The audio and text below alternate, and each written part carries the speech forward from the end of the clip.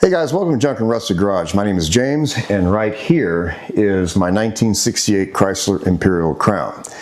A little bit behind the scenes. I'm starting this video off a little bit differently than I normally would. Today's date is May the 7th, 2026, and you are about to see part 1 of 4 of this build for Poverty Tour. I bought this car back in November, on November 30th, 2025, and we're gonna, here in a minute, you're gonna be transported back into time and see me introduce the car and everything like that. The reason why I'm doing it this way is because when I initially bought the car and started filming it, I honestly did not think it was going to be as an involved project as it was. I thought I'd have it running and driving about 3-4 weeks tops. It wasn't going to cost a whole lot of money, and we can get it going. I could not have been more wrong, as you are about to see. Part 1 is 2 hours long, and it's just making the initial build on the engine, as it was, make noise. In part 2, you're going to figure out real quick that that went south on me. And that's all the spoiler alerts I'm going to give you. I'm still working on the car as of this date, and I have, what, 26 days left until Poverty Tour, till the day I fire it up and point the nose due north to Joplin, Missouri from DFW. So I still got my work cut out for me, but I want to get some videos out there to you guys so that you can see the build and you can know what's going on prior to seeing the car in person if you're going to be attending Poverty Tour. So I'm hoping you are going to like what you're about to see, and you will if you enjoy a middle-aged man getting frustrated to the point he would like to take a sledgehammer to his project. It almost happened a couple of times. But if you want to see perseverance and dedication and bullheaded stubbornness, by all means, continue to watch. Please like, subscribe, and hype, if you will. I know there's a hype feature. I have no idea how that works. And why did my computer shut off? That's strange. That's very, there it goes. See what I mean? The car's cursed. It's just cursed. It doesn't even want me to get the videos out. It didn't want to run. It didn't want to do any of that. But in the end, we'll see who wins, man or machine. It still may break down on me on Power Tour. That's an entirely possible scenario, and I may be stuck on the side of the road and having to rent a car trailer and bring it home in shame. We'll see. You stay tuned, and I hope you enjoy everything you're about to see. You will get these videos in fairly quick succession. I'm wrapping up editing part 1 now. The moment I finish this, we're going to continue filming part 4 and get that wrapped up before the end of next week. And I'm going to spend the rest of the time between now, then, and Poverty Tour editing these videos and getting them out to you. I have approximately a grand total as of today, over 700 clips and 15 hours of raw footage I have got to sift through. This is going to take me all the rest of the month to get this done, because I am no good at this. I'm just not. Hope you enjoy. Morning. Welcome back to Junk and Rusted Garage, and I want to show you our next project. It is a 1966 Chrysler Imperial Crown Imperial. Picked this thing up from word of mouth. It was not on Craigslist Marketplace or anything like that. Called a buddy of mine up, wanted to know if he knew of any 4-door gunboats that might be available for this next year's Poverty Tour that's coming up with Pole Barn Garage. And he said, as a matter of fact, I know of just the vehicle that you may be looking for. The guy's wanting to unload it. He's an old timer, not going to ever get around to getting it running again. He's had it a very long time. He might sell it to you cheap. Went and got it yesterday. Don't have the title to it yet. The old timer lost it, but I am not worried because I only gave him half the money until I get my title. And if I never hear from him again, I can get a title for this thing for $400, and that is still dirt cheap from what I have paid for it. So far I've given $1,000 to this car. If he gives me the title, I'll have $2,000 in it. And it's straight as an arrow, guys. It's actually a pretty solid car. I'm going to give you a walk around on this here in just a second. But we do have a list of what needs to be done to it, and we're going to show you all that here in just a second. So let's go ahead and do a walk around this car, and let's get you inside. So the thing is very straight. It does retain most of its original paint, not all. It is a 4-door variety. It is the Crown Imperial, and it is a hardtop. There is no post. So we got a little bit of discoloration right here on the fender. The old man said that there was rust, surface rust that was showing through, so he shot it with Krylon. Old man repair is what we used to call that.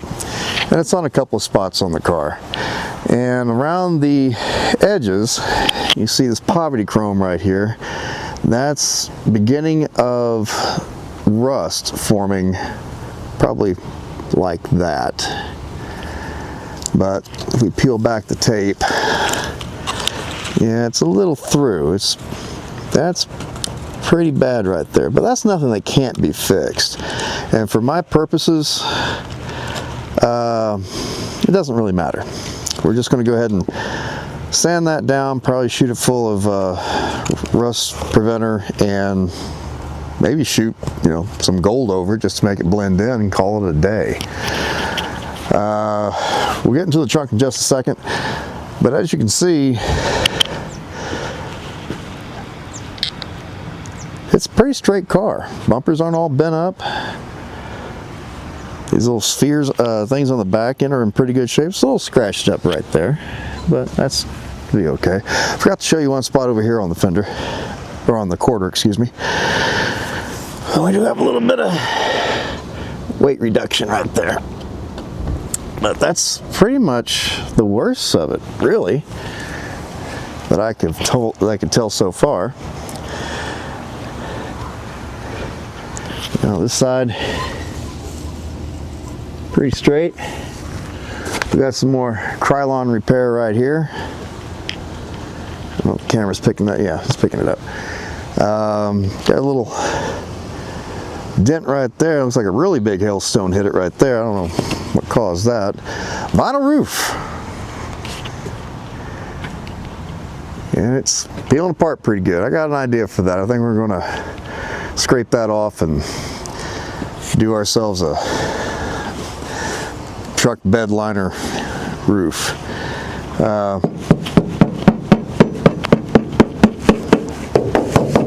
that's solid. It's all solid. So I think we're going to be okay with that. Good glass all the way around. North Loop Dodge Performance Team out of Fort Worth, Texas. I don't know if they're still around or not. Got a little delete on the trim right there. Got an idea for a fix of the, I don't know if you can see it, but I don't know if you can see it right there. Right where my finger is the actual clip. The clip is still there. I think I can save that. But again, all along the bottom of the car is pretty straight, pretty solid. This is not a rust bucket, y'all. Last registered in April of 1996. And the inspection, that's the registration sticker that we used to have in Texas 100 years ago, and that's the inspection sticker that we used to have. So both those are 1996. Got some more poverty chrome over the vents. The guy told me he did that to prevent leaves and dirt and debris getting in the cowl and rotting out the cowl, because he knew the car was going to be set up for a while, because he just wasn't going to drive it, which makes me wonder why. Let's go ahead and get underneath the hood real quick. The grill's in pretty good shape, as you can see, but let's go ahead and get underneath the hood. And we got mostly complete. Mostly. I'm gonna lie, or I'm not gonna lie. I've been in here, I've done some cleanup work already. When I got in here at the beginning, there was not one single spark plug wire hooked up to this thing, because every single one of them was rat chewed. The wiring in this car is abysmal. We got wires that are just chewed up, horn stuff, not even hooked up. We got mice chewage on the vacuum lines, none of that's hooked up. You know, we got the distributor, yeah, it's all chewed up, all of it. This car needs a wiring harness, I'm not gonna lie, and it's been butchered. This is a 68, and 68 they had points distributor. That is not a points distributor. That, some of y'all may know what that is, but I'll tell you what that is. That is a ignition control module off of a mid-70s Chrysler, or Dodge, or Plymouth, whatever, you know, choose your poison. And as you can see if I can zoom in on it right there, it's melted. It's like the rest of this car. I mean, look at that wiring harness right there. I pointed that out to the old codger. I said, you know that's melted, right? And he said, no, it's just chewed. No, it's melted.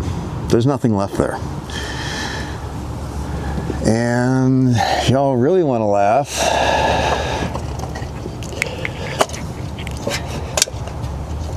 Let's take a look at this. Got fire, meltage, corrosion.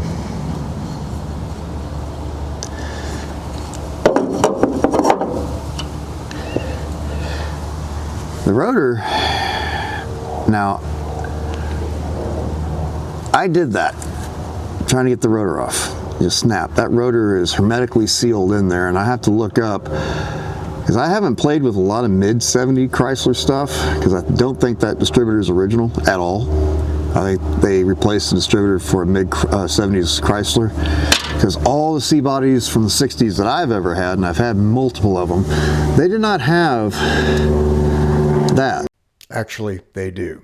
I'm just an idiot. I went back and looked at both of my 68 Dodges, and indeed they do have those straps holding down the distributor. So ignore what I'm about to say. The stuff that I have on the distributors for points ignition is the push-in, screw, hold-down stuff, like kind of like a GM. That, I don't think that's right. Correct me if I'm wrong in the comments, please. But this won't come out at all. And I got to research to see if maybe that there's a lock on it somewhere, or a release button somewhere, or something that's preventing that thing from coming out. And just looking at the overall condition of it, I know I'm getting ahead of myself here, but just looking at the overall condition of it, I may not run that distributor. I may just go ahead and buy a new distributor for it. See what I can find.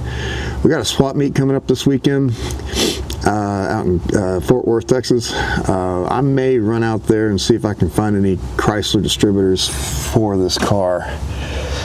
But something, anything has got to be better than this junk. It's just horrid. And I'm only putting the cap on, so if it does rain, because we've been getting a lot of rain here lately, it doesn't just settle in the engine. Speaking of which, there is oil in it. Hold on a minute. Let me see if I can get this. It's hard to do this one-handed holding the camera at the same time. Yeah, see, this cap doesn't even want to go on. I got my doubts if that cap's even right. Yeah, it's right. It's just, I don't know if it's right with this distributor. That's my question. Yeah, I don't want to move at all. That thing's had it. I think it just needs a new distributor. We'll need a new coil. I put the voltage meter up to it. It bounces all over the place. Yeah, that coil's bad too. But every vacuum line on this thing is shot. Every wire on it's chewed. Everything needs to be replaced. The camera may not be picking up on that. It's picking up on that belt, but down there, maybe you might see it, maybe you may not, I don't know, but down there, the radiator shot. I took off the fan clutch because I needed to see if the motor's spin. It does make compression. We're good, but it will need a timing set, unfortunately. There's a lot of slack in moving the motor and when the rotor itself moves. So So yeah, I'm getting ahead of myself. I got a list here in my hand that we're going to be discussing here in just a second. Oh, and this is probably the main reason why the car don't run. This is the fusible link. It is broken. This is where all power goes from the battery to the cabin to the rest of the wiring harness, through that wire right there. That much I do know. I'm not an electrician. I'm not a car electrical person. I hate it. I don't understand it. But with my dealings with other C bodies, that wire is the most important wire to make all this work. That much I do know. So let's walk around the car. Let's get you inside.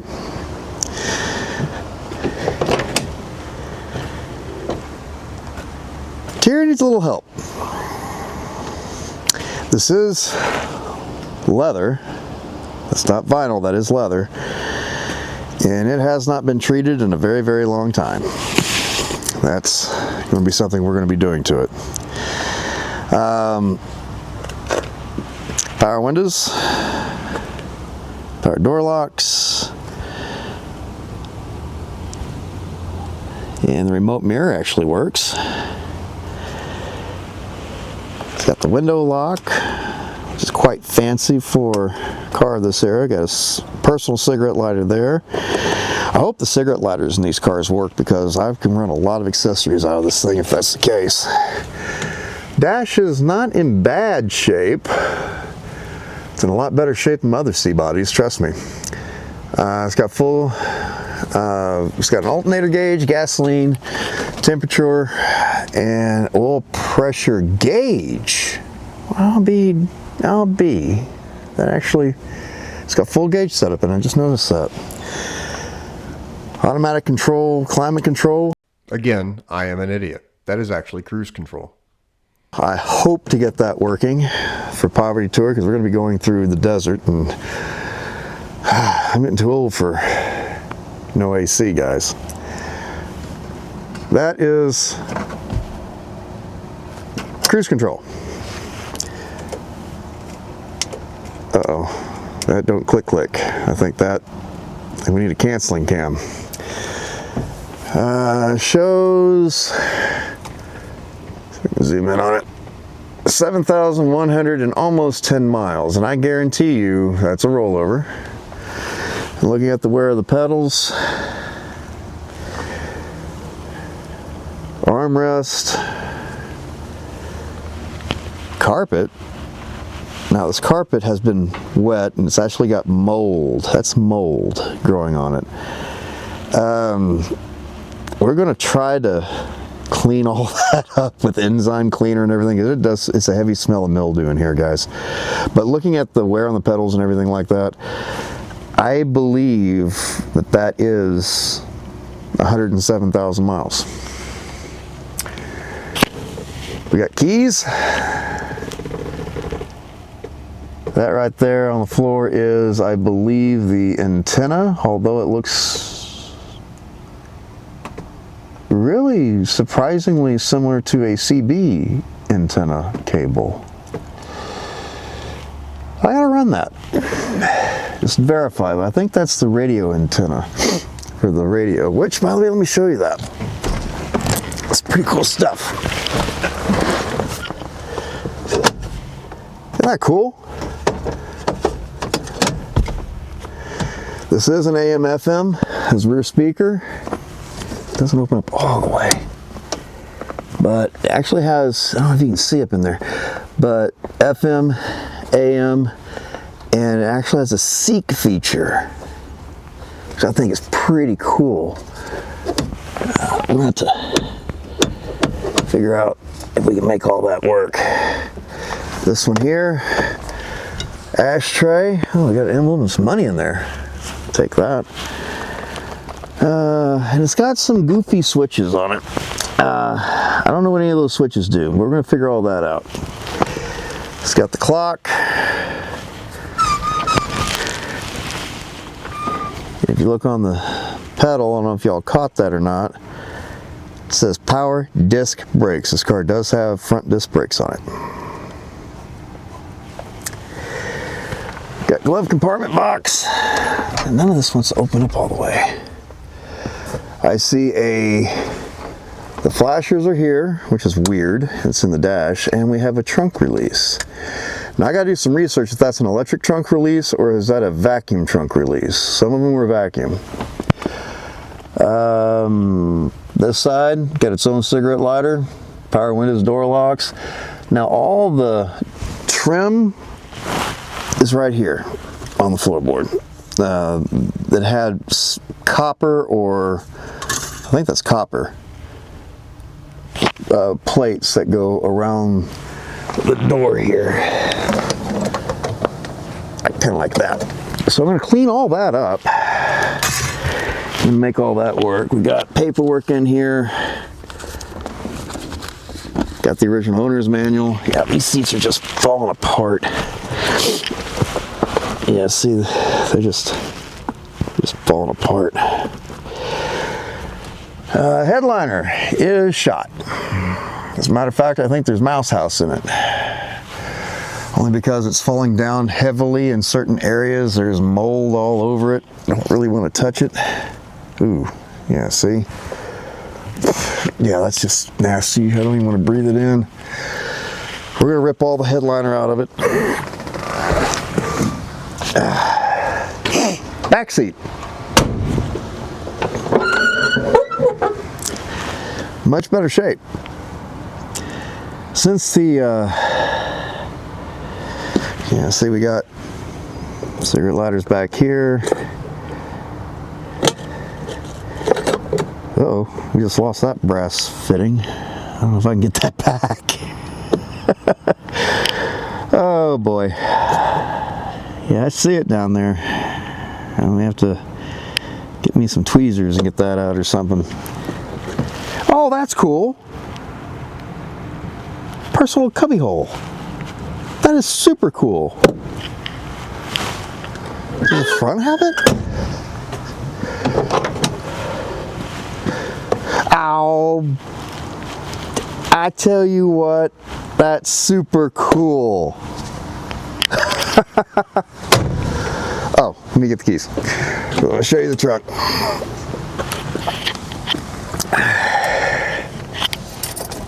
All right. Doors closed nice and solid.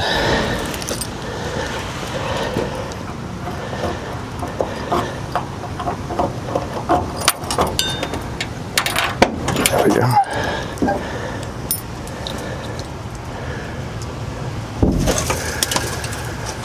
Okay, I can verify that is a vacuum operated pump. There's a vacuum line that comes in. And it comes up to here, it looks like, yeah, it's a vacuum operated pump. So we may have to get that working. I'm gonna need a ton of vacuum lines, guys. Yeah, it's got some rust forming on the trunk down there in the trunk channel. I wonder how bad it is. Let's pull this little piece right here. Oh, that's nothing. Trunk don't want to stay up.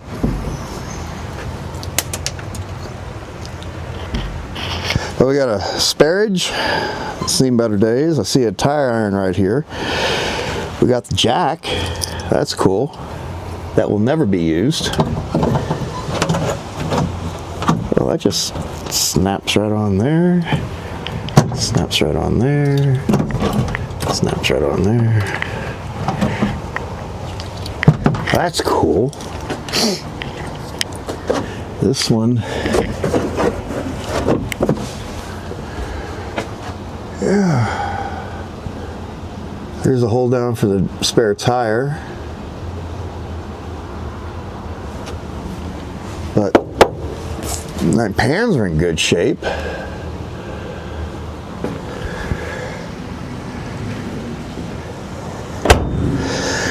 Now I want to show you guys this.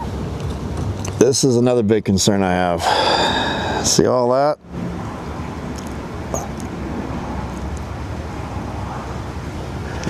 This old ethanol fuel. Oh, Yeah. Oh, oh. Yeah, that didn't smell good. Why'd I do that?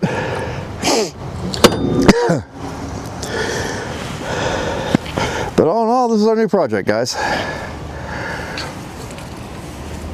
So I'm not going to be digging into it immediately today.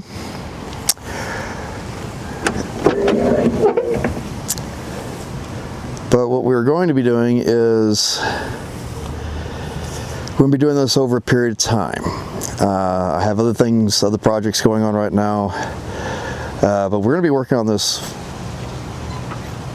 week, just not today. I'm selling my mama's car today. My mama's Cadillac. She passed away a few years ago. It's time to let that car go. A little sad to see it go, but oh, we're not going to open up that door. This right here is because the window is down and there's no power going to the car, and this is where most of the leaks are coming from when it rains. So I'm hoping to get power to this window and at least get the window up soon. But this is the car, man. This is the car. 68 Crown Imperial. And you will see this cruising in Poverty Tour 2026 in June. Let me go over real quick with you the list that blew off the car that we have thus far, and then we will move on to other things we got to do. 10 gauge fusible link wire, need to get that immediately. Spark plug and spark plug wires. Did pull one spark plug. It is Richard and Bill Gates, but it looked okay other than that, just rich. That 4-pin ICU in blue, I'm debating on that, how I want to go with that. I'm going to do some research on it. I may just convert it back to points. I may do like a Plantronics on it, maybe get a brand new distributor for it. I don't know yet. Cap and rotor, obviously. Water pump, I say that for a reason. Radiator, it needs a radiator and or radiator rebuild, and it needs a new cap. Upper and lower rad hoses, all the belts, obviously. Master cylinder, we're going to do that. The master cylinder actually has fluid in it, believe it or not. I think the fronts are leaking though, but it is what it is. Calipers, probably. Shoes and pads, obviously. Coil, it's going to need a coil. Timing set. And that's why if I'm going to be doing a timing set to it, I'm going to be doing a water pump. While you're there, you have it off, might as well do it. Gas tank, possibly. I have to put a scope down the tank. I'll be filming that too to see what we have to work with. That's going to be a big expense. I'm hoping we can get away with cleaning the one that's in it. Carburetor, basic rebuild. I have no idea what that carburetor looks like. Air filter. All the vacuum lines and the fan clutch is shot on the car. That's everything that I've noticed so far on the car. I think it's a pretty comprehensive list, but all that should make it run and drive, with the exception of some wiring work, obviously. Howdy. It is actually a couple weeks later. I've been holding on to this car. Haven't done much to it because I've been waiting on a title. I do get my title for this thing tomorrow, so we're going to go ahead and start delving into getting this thing to bark off. So we got our work cut out for us. Thank God I have 6 months to get this thing going. Let me bring you in here. Let me show you what I'm talking about. Okay, we're getting into the underside of the hood here. So I did go ahead and remove the fan and the fan clutch. I had to get to some of the stuff for the wiring and everything like that. That's in the trunk. I actually got it locked down. I want to show you what a cap looks like, just for starters. So as you can see, it's corroded. And right there looks like it's been on fire. That's completely melted. The rotor I had to break off and split in half to get it off the shaft. It was stuck. Here's some of the vacuum line. They're just, you know, chewed up. Got a main vacuum line up here that has a hole in it. Where did I see that? Yeah, right there.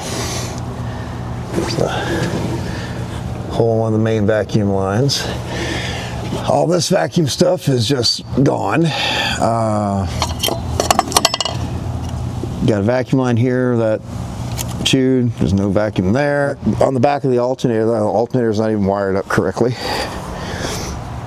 Or actually, we got one wire right there that's just gone. Near as I can tell, that's what this was going to that. That's the voltage regulator, by the way, right here. We got some vacuum lines that were supposed to go to this. That runs that to over here. So all this stuff over here. So I got my work cut out for me, is what I'm trying to say.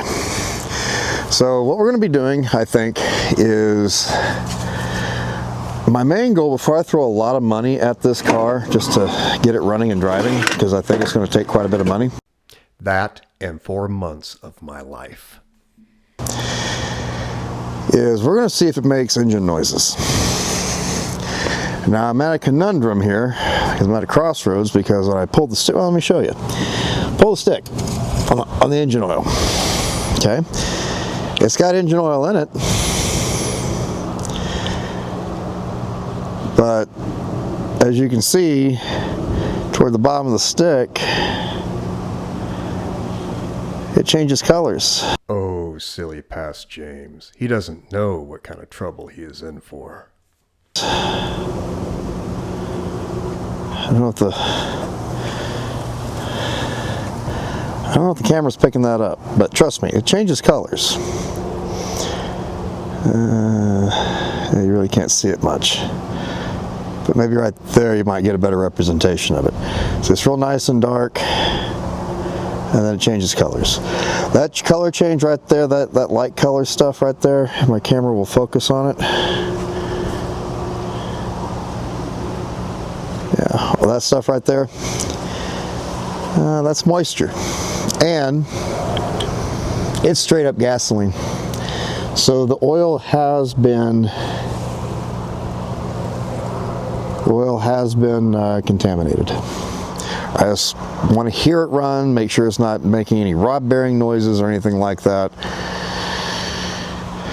And if it does not do that, then I'm willing to invest some money into it. So I think our plan of action, that's what I started with. This wire right here. Actually, it's this wire right here. That went to a fusible link that bolted here on the starter relay. And per the original wiring diagram, there wasn't a regular, just a fusible link wire that went from here to here, and it was butt connected. That's my first thing I'm going to do. I'm going to replace that 10 gauge fusible link wire, so when I hook a battery up to this thing, it'll at least get cabin power. And if it does that, I can see what kind of systems work in it, and see if the headlights work before I even hit the key on the thing. And then we will start working our way forward on changing or making it go blah, blah, blah on the engine.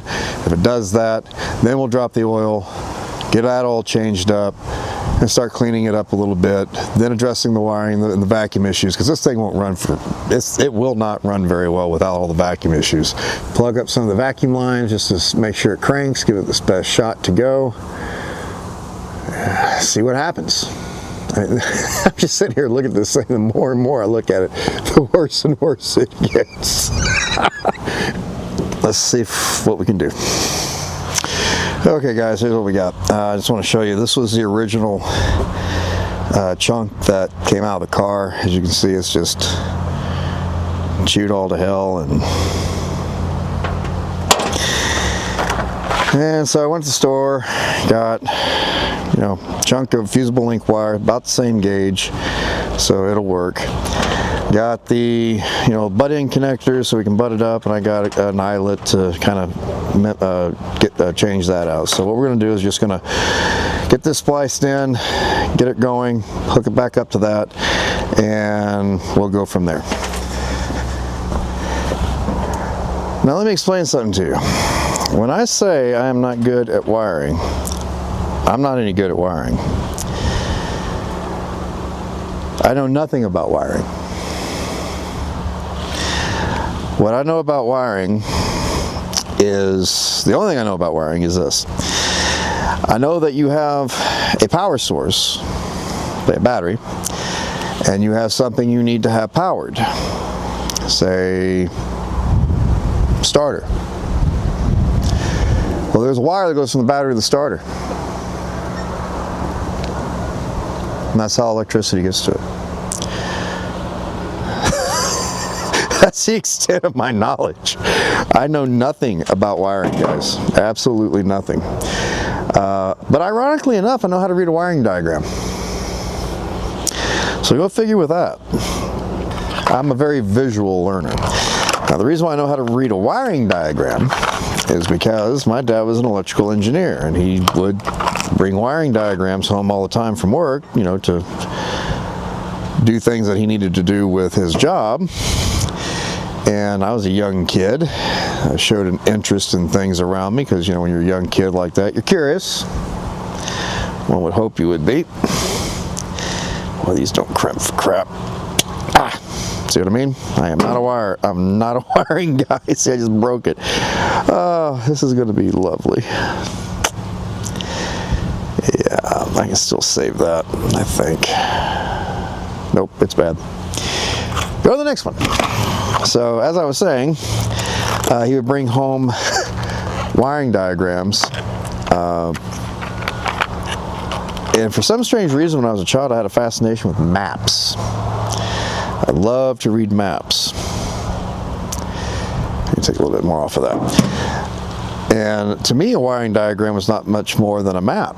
You have a legend, you have a key, you have, you know, things that represented certain things on the wiring diagram that represented things in whatever it is that you're working on.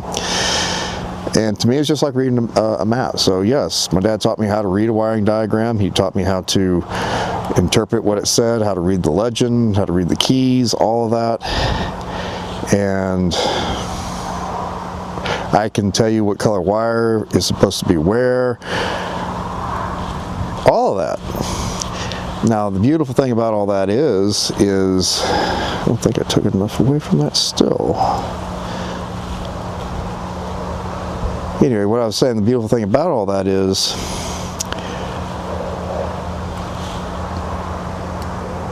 I can read a wiring diagram, so I know what wire is supposed to go to what component. Now, the problem is, like on that case over there where that voltage regulator was, because I did read the wiring diagram, that wire is supposed to be green. That one's blue. There's not a blue wire on that thing according to the factory wiring diagram. So that's been added. So this car's had wiring problems for a while. This thing really just needs to be reharnessed. But we're going to see what we can do to make this work. I am cheap by nature. And I'm proud of that. I am proud that I am a cheap person. I don't like to spend money unless I absolutely positively have to. Boy. I think I did a better job on that one because I'm actually using the right part of the wire, or the wiring tool. Alright, and this.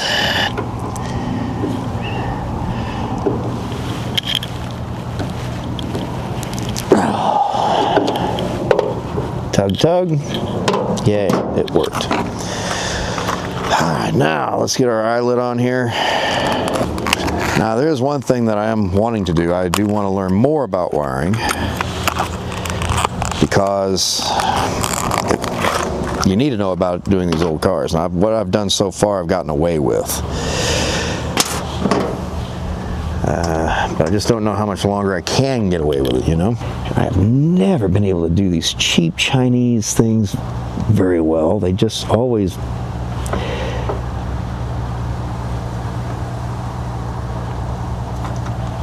Come on, come on.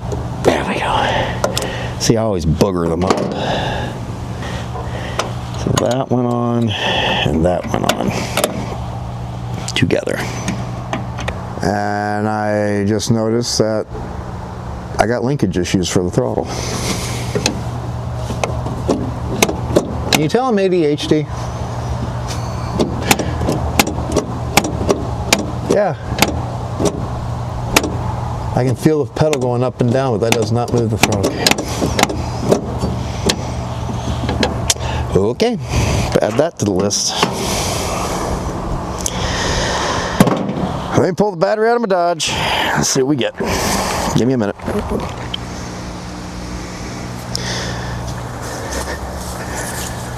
Okay. Yeah, I'm so non-committed to this car so far. I'm not even going to buy a battery for it. Not until I know it goes, the motor does certain noise things. Oh, I'm going to have to locate a battery tie down for this thing, I think. All right, so yeah, clean enough.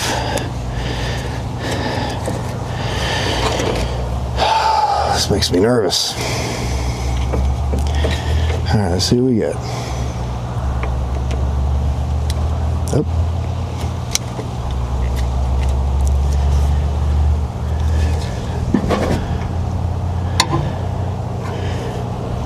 Any smoke?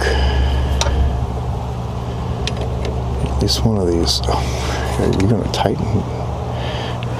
Oh boy, that would want to tighten.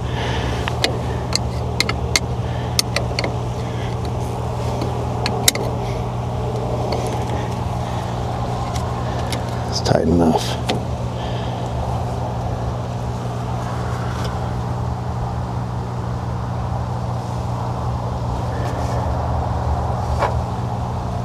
Nothing's getting hot. I don't smell anything going on. I do not like the looks of some of these wires, man. I just don't. Yep. I think we're okay. Let me see if we have any life.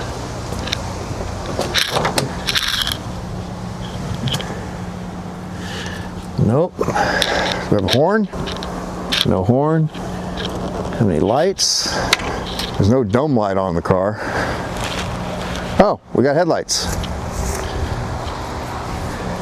Kind of dim. So we have some life. We have tail lights?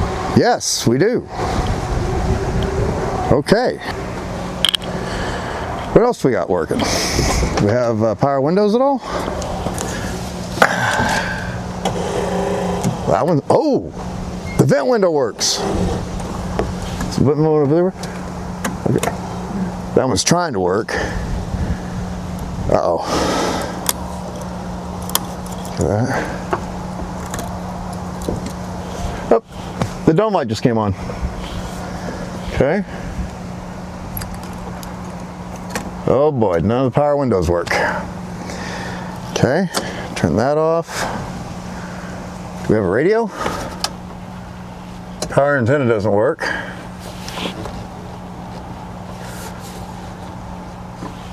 Wait a minute.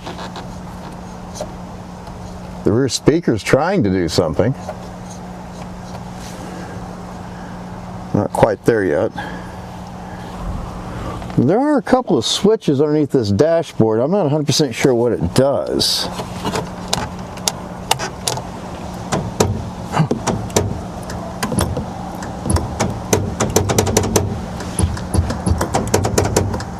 Power locks are trying to work. I don't know what that does. What does this do? I don't know.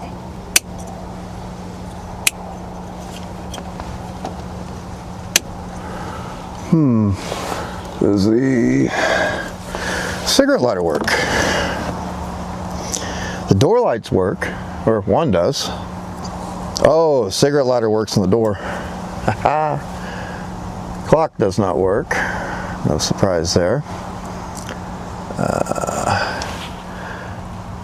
Well, let's put the key in the ignition. I know you can't see me, guys, but I know you can hear me.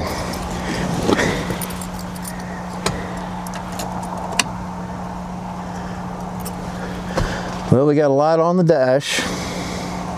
Actually, let me bring you guys in here real quick so you know what I'm doing. So we have a check gauge light. We got a light there. Got a light there. Well, that dome light was working a minute ago. Oh, there it goes. The switch is flaky. Okay. Both dome lights work. Do we have wipers? Kind of. They want to work. This car's been sitting a lot of years, so it's probably everything just froze up. Or, yeah, maybe it's not a good idea to run them. Let's just say we didn't, and we'll hold off on that for a minute. All right, let's see what we get as far as crankage. Nothing. Uh-oh. Oh, I heard something spark.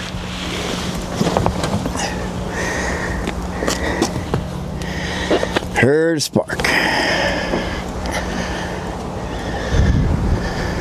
Let's investigate. I heard something go bzz, and I tried to hit the key to start it, so we got a grounding issue somewhere. Okay, guys, got me a cheater starter here.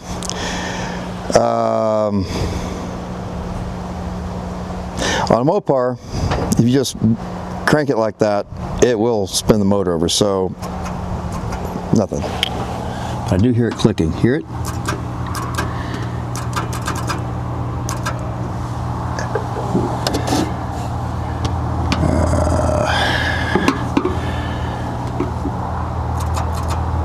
I don't see anything smoking. I think we got a connection issue down there, or we got a bad starter. Because that motor does spin over. I did it by hand. I got full 360 degrees out of it. Okay. So we are going to stop here for right now. I really don't want to do a starter on the ground, but I may not have a choice. Hold on a minute, let me try something. Okay, so I got a persuader. I'm going to go underneath the car. I'm going to sit there and tap on it and see if I can get this thing to start, or at least spin over. Again, I don't have the key hooked up. Keys are right there. But again, it should still spin the motor over. So I'm going to get underneath the car here. See if I can get the hammer on the... Oh, where is it? I can't see it.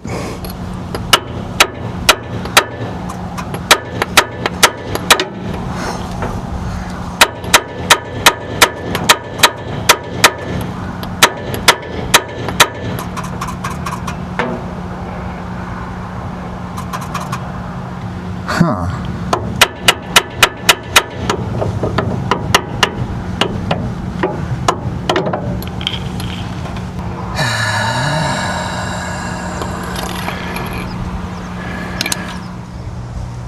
Well, guys, my camera got folded up on the memory card, so you didn't get to see the last bit that I did.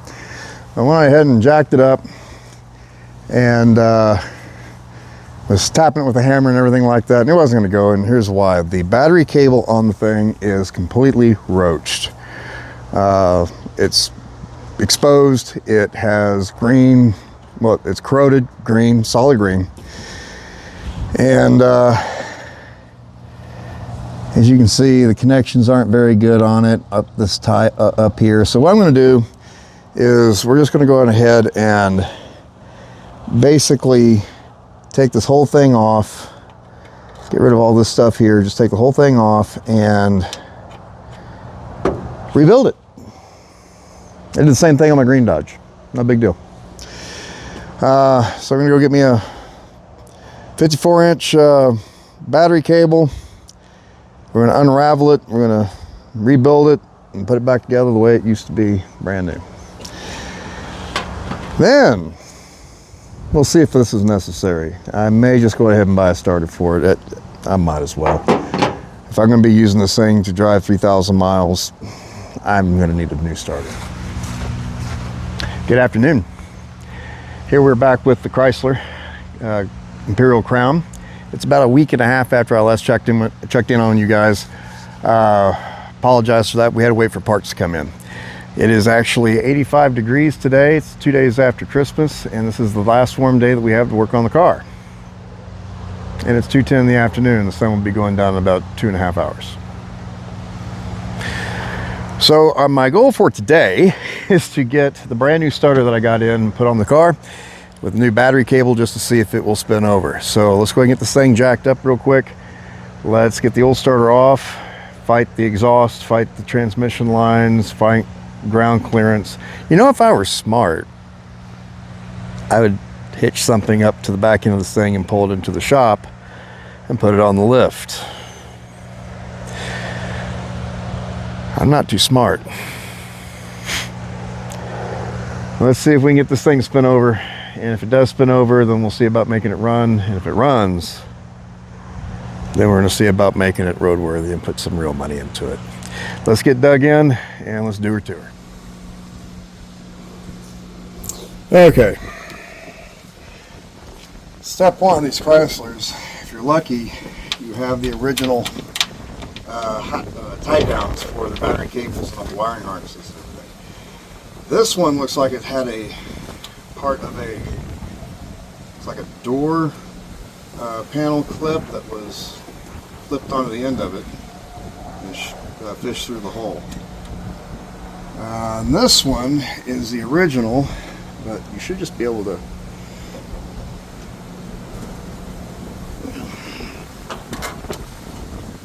push it on through.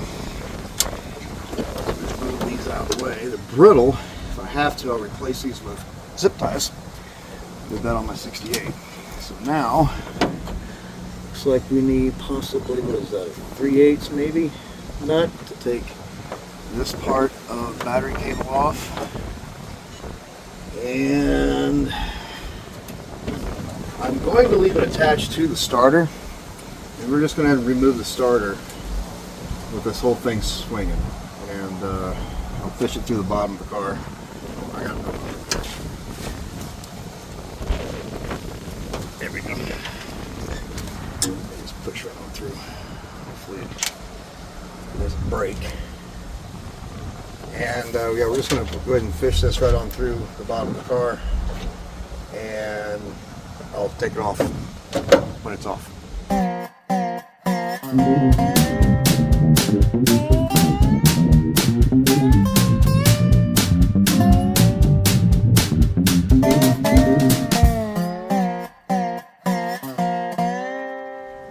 Okay guys, I'm underneath the car and I'm just doing a preliminary evaluation on this thing, and I want to show you why we're replacing the battery cable. That neon green thing is what's left of the copper cable going to the starter. That's no bueno. Your cables look like that, guys. It's not conducting very good electricity. It's just, they're done. And the jacket on this thing is literally falling apart in my hand. But I'm just sitting here looking at this thing. Let me see if I can zoom out here. This is what I'm dealing with. Chrysler and their infinite wisdom in their engineering. Yeah, just put the exhaust pipe right underneath the starter where, you know, it will connect to the other side when you have single exhaust, instead of maybe, you know, behind the transmission where you can get to everything. Sure, just do it right here. But we got that one massive bolt right there. We got that one right there at the top. See if I can zoom in on it. If my phone will let me. That one right there.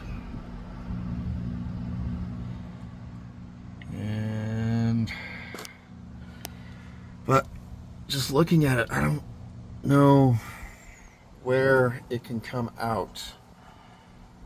I mean, maybe I can move it all the way back to the front of the motor. But the steering is in the way. Oh boy. I just don't see a clear shot where I can get this big starter out of here. Everything's in the way. You got trans lines right here. I mean, there's a big hole. It looks big on camera. Trust me, it's not. If I can put my hand there for reference, I mean, that's my hand. So it's kind of small. I think my only shot here, possibly, I mean, I'll wrestle with it, but possibly right here-ish. But those trans lines are going to be in the way. I don't know if they're going to be able to be moved. When I'm bolted here, there's a bracket, and this might swing away. I've never seen an inspection plate quite like that before in my life on a Chrysler or Dodge or Plymouth. This is my first Chrysler Imperial I've ever seen or touched. I've mostly been dealing with Dodge stuff. One, you know, lower end cars like the Poleras and the Monacos and the Newports and things of that nature. Never a high end car like this. It is different. It's overly engineered, that's for sure. So, but while we're down here, I mean, look at the car. I mean, let me zoom out if I can. Yeah, it's kind of scaly, but all this is solid, man. It's solid as a rock. I mean, I can wire wheel all of this, repaint it, and be just fine. I mean, just look at all that. The floors are in excellent shape. Look at those floors. We're going to get a better look at this thing when we put it on the lift. I'm going to inspect it a little bit closer. But the exhaust, albeit scaly, looks pretty good. And I know I'm probably making you all dizzy and it's going upside down and everything like that, guys. I apologize. I really, truly do. But now this is weird. The transmission pan is painted blue, but the transmission is aluminum case. Someone's been inside this transmission, and looking at it, looks like the car's bottomed out, maybe. Those look like scrape marks. Now that could have happened when I got it on the trailer. Now that's a possibility. But someone's been inside this transmission. We'll inspect it a little bit closer when we get underneath it, or we get on the lift. Anyhow, guys, I just wanted to show you. Yeah, and I apologize if I went upside down on you once or twice there. I know it's infuriating. I'm new at all this, so please bear with me. But I just wanted to show you all this. Now let's go ahead and see about wrestling this monstrosity out of the car. Now you can see why it is such a bear. Oh! I just saw that. I don't know if the camera will pick it up, but you see that? That Chrysler pinstripe? That Chrysler logo? Right there. That is the original starter off the car. That would probably explain why it doesn't work. Alright, let's get to wrestling. I've got updates. I went ahead and took the cable off because I needed the room. And here is what we got so far. I managed to get it unbolted. And I'm thinking if I remove this inspection cover, at least take these bolts off and then loosen that one way over there. That one, right there. And just have it swinging down. If I can get this out of the way, I might be able to have all of this room right here to get it around these lines and this torsion bar. right about in through here-ish. So let's see what I can do with that. Give me a minute. Well, guys, that actually did it. Fun fact, that thing doesn't go all the way across. Just went to the first 2 bolts. See? That just pulled out. There's only 2 bolts, and it came right out. But I'm a little concerned. Let me show you why this thing doesn't work.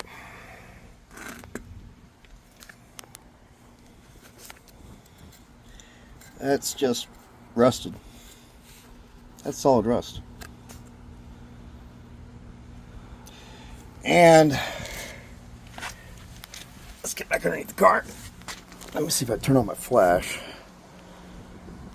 We have light. I think we got light. All right. Oh, forgive me. Oh, we can get a good look-see in here.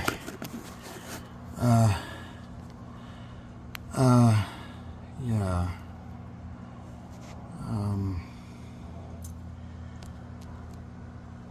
Was this motor underwater? I mean, that's absolutely horrible. And I can't see much else. So let me get the camera a little further up in here. I don't see, barely see. I think that's a torque converter. I can't quite tell. Literally, you got a better angle at it than I do. I'm looking at it from the bottom. You're looking at it from the side. But my God, I got to wire wheel all that. No, I sent it just the way it is. Well, the mounting surface anyway. All this. Seriously, was this motor underwater? No, the freeze plugs. Nope, can't quite see. Okay, there's one. Right. Come on, camera focus. Right there. That's one. And there's the other. And that's just mousy stuff. But they don't look terrible.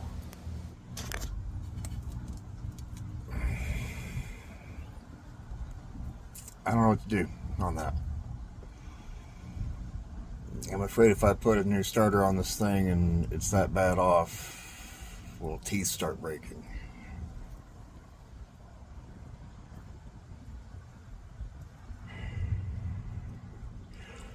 Let me do a little bit of further digging. Okay, guys, I think I've come to a little bit of a conclusion. And that conclusion is we're going to probably rescind it, but I want to show you there was a shim in between the starter and the engine. I'm going to go ahead, I cleaned it up. It's pretty bad. So I'm going to flash this off, paint the other side. I'm using Rust-Oleum just to woe down the pitting and the rusting and everything that went on. I wire wheeled it and now I'm just cleaning it up.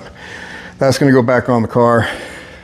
The motor spins freely, so unless there's a bad bearing or something like that that's going to put the brakes on this little project, I'm just going to go ahead and send it.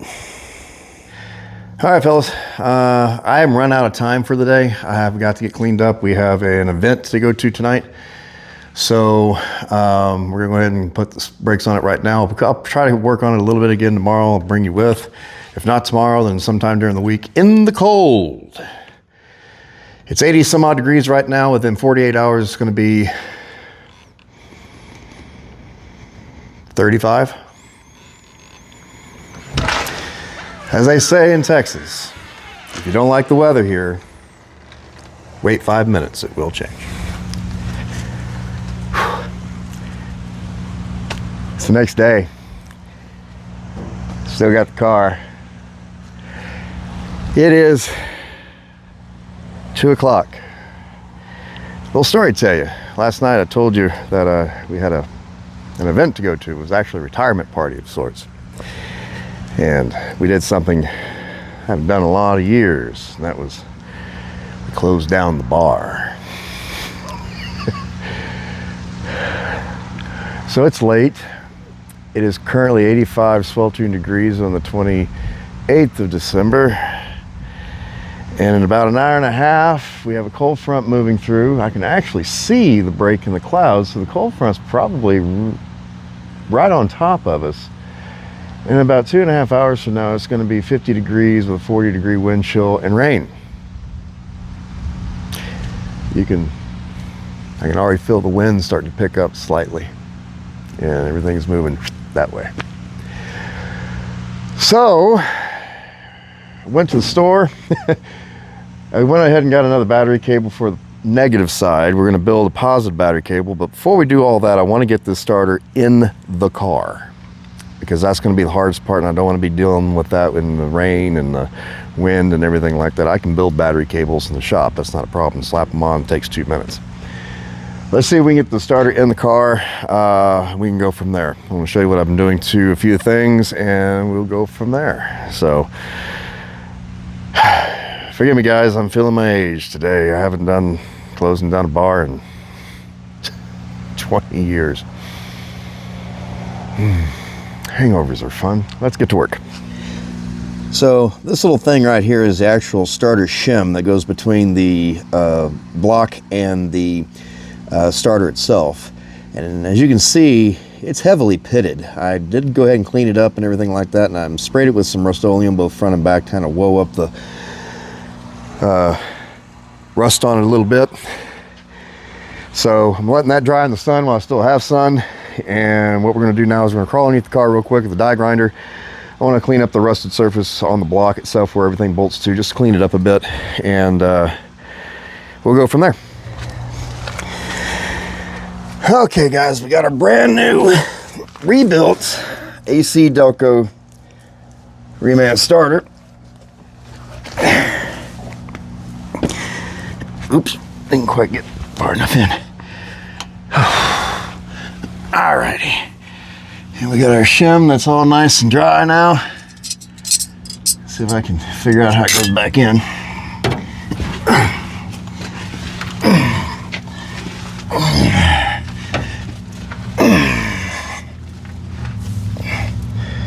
Alright, shim goes in first.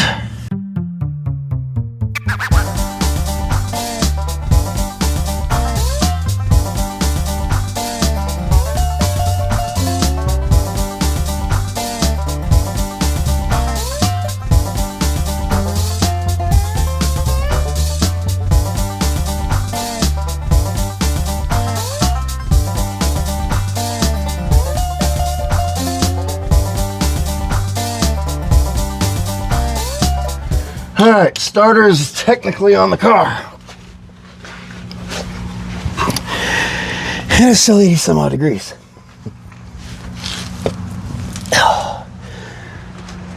Give me a minute.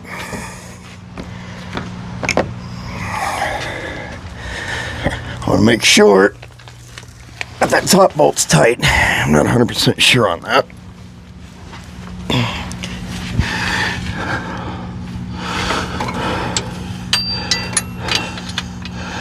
Come on, baby. Oh, I'm glad I checked.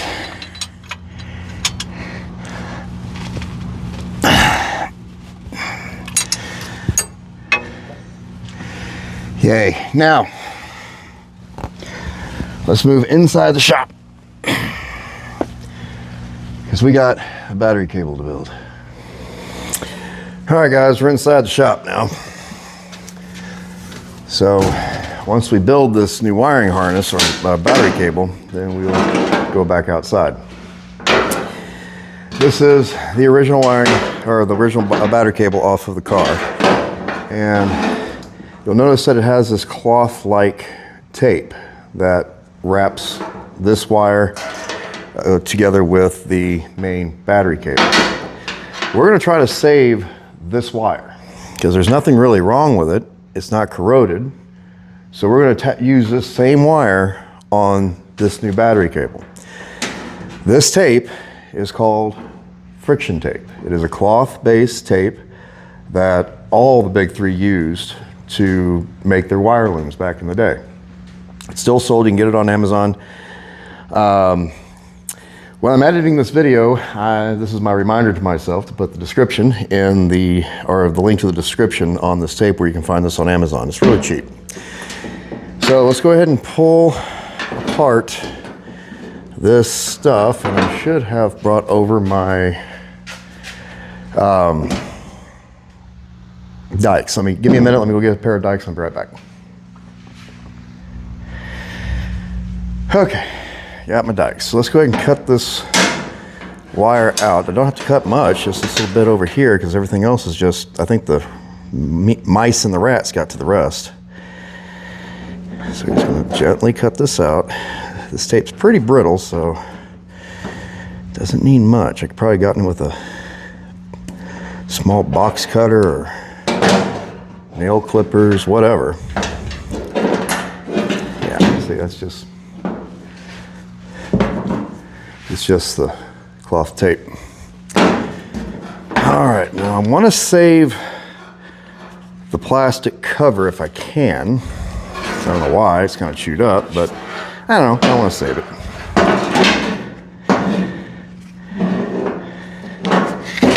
Slide that on off. Oof. Come on, baby. There we go. It was newer, it was a lot more pliable. So I'm gonna put that on the new cable. Okay, so we got one other thing to save, and that's this piece of wire right here. I really don't like how it looks, so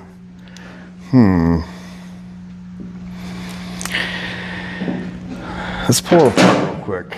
I need to get a tool. Give me 1 second. Okay. I want to say that's a 7/16. Oh, right.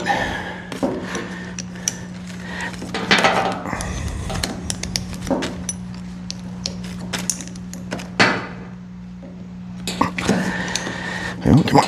There we go.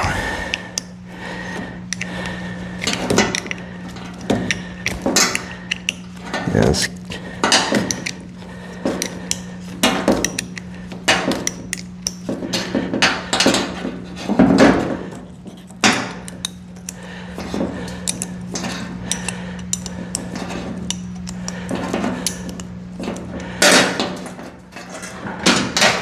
Hey, we're not using that, it's junk. So, and this cable, junk. Those are gonna go to the trash can. Now, I'm not 100% sure what we're gonna do with that yet, but we can make our cable.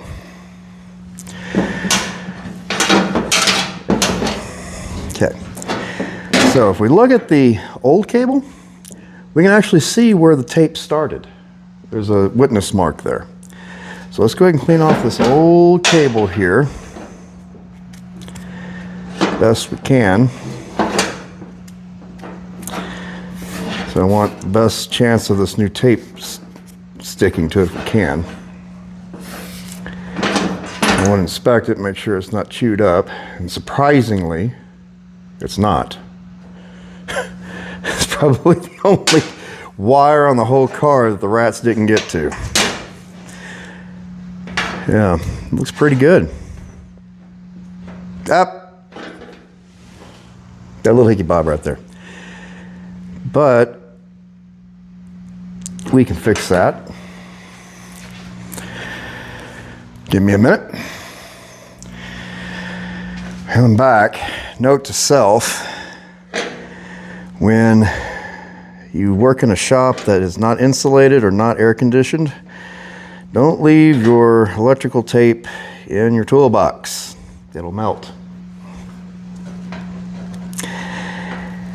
This is red electrical tape, not exactly what I want, but it'll do.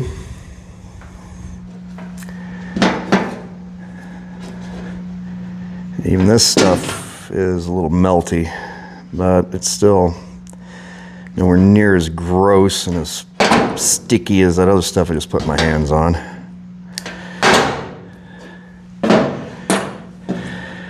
There. Wet chute wire. All right. So, now here's the secret about this thing. Because we have to attach this wire, this thing won't work. So we're going to have to cut off this end. So, I don't have a big enough pair of dikes to do that with me right now, but we're going to get to that in just a second. So we're going to assume that that bit, we need to assume that our cable is going to start right about there, with the splice and everything we're going to be doing. So with that being said, we need to have a little bit of leeway on our wire. This started here, so if we move this to here, so we're going to start taping it right about there where that witness mark lines up. So let's go ahead and get that done. Oh, you hear that? That's the wind picking up. We have that cold front coming through, ladies and gentlemen.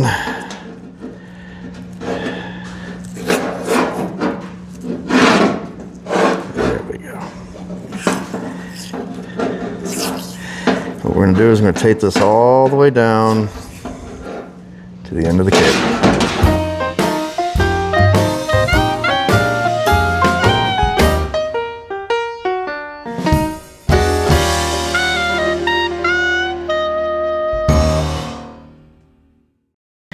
We're going to go to right about there. Yeah, that'll work. I'll sign off on that. Come on. Those dikes suck. There we go.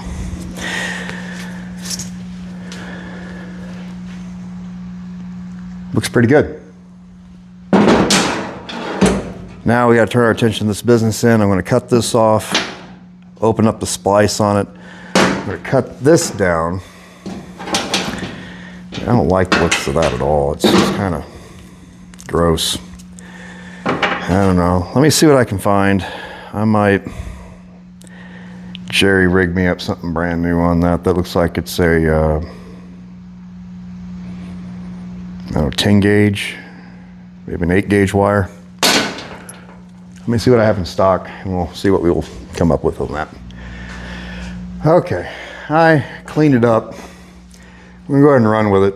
It looks a lot better on the ends anyway. Do I love it? No. Will it work? Yeah. Do I care? Not that much. As long as it makes the car go vroom and it conducts electricity and it doesn't cause a fire, I'm all for it. All right, so come on, baby. Got clean. All right. Let me see if these dikes will cut this, because I don't need. Come on, baby. Jeez. Yeah.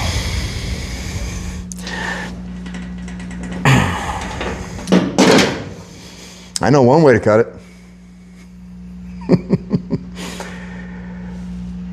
I just don't have cutters that are that good, but I need it cut.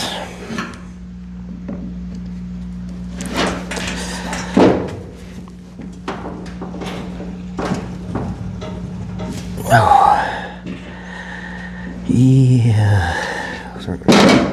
Give me a minute. Found something. It worked. So, now, what we're going to do at this juncture, we're going to get it like an X-Acto knife or something after this thing cools down a little bit. That's hot. We're gonna get a little X-Acto knife. We're gonna cut the jacket, peel it away, and just enough to where we can put that. And there we go. This into this new terminal connector. Give me a minute. And just like that, ladies and gentlemen, we have a fully functioning, fully assembled battery cable for 1968 Chrysler Imperial Crown. Let's go ahead and get that on the car. I'm going to go ahead and fish this end down first, go ahead and get that hooked up, and then we'll go on top side. I'll drop the car down, get it off the jack stands while I still have a little bit of temperature left. Go ahead and hook up the battery and see if it will go vroom. Well, spin over anyway, it's not going to go vroom. I still got to put a whole bunch of tune-up parts on it, which I do have. I just want to see if the motor now will spin. Baby steps. Give me a minute. Okay guys, I just went ahead and put the wiring back on the starter, and I went ahead and put on the that shield again. So everything's buttoned up down there. All the wiring is clear of the exhaust, which was a little bit of a challenge, but we got it all done. Now the tricky part is to make sure that all of this is going to go back in. Let's replace this other negative battery cable real quick. Let's slap that on, and let's get a battery in the thing and see if it'll spin. I went ahead and relocated the ground to this bolt by the head, or exhaust I should say, only because this one up here is stripped. So we got the new wiring put in for the battery cable. I do need to connect this little guy real quick right here, and we need to connect this little guy real quick as well. Let me show you what we did underneath before I drop the car. All right, so as you can see, the clocking of the solenoid is a little bit different. The old one came up from the top, this one comes off from the side. So the challenge was to clear, I can get a better angle at it, if it will focus. If it will focus, there it is. I had to clear this exhaust pipe. So it's gonna get pretty warm, but there's more, I got really fat fingers, guys. So I have about a finger's width this way, and probably 2 fingers width, almost 1.5 fingers width from the top of the bottom of the flange to the top of the wire. I think that'll be all right. It's not impeding anything. It's not touching anything. It looks like it's touching the shift linkage, but I got a finger's width in between those two. So I think we're gonna be all right. So let's go ahead and get the car dropped, connect those last 2 deals, put a battery in it, hit the key, and see where we are. Give me a minute. Let's get her back on her rotten paws.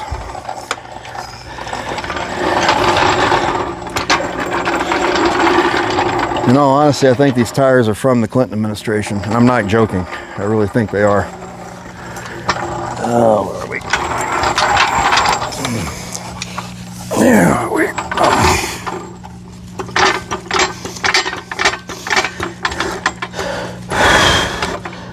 How about there?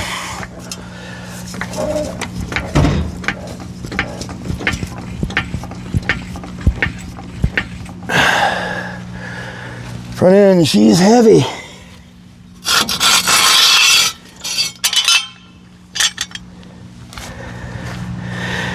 I got these old jack stands from an estate sale years and years ago. Probably older than I am. I think they're from the 60s or 70s. But they still work. It's like most of all old stuff built back then, it still works. Why throw it away? All right. We need to hook up that to here and that to there. Give me a second.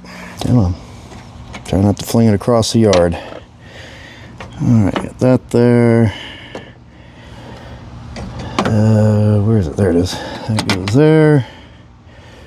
This goes here.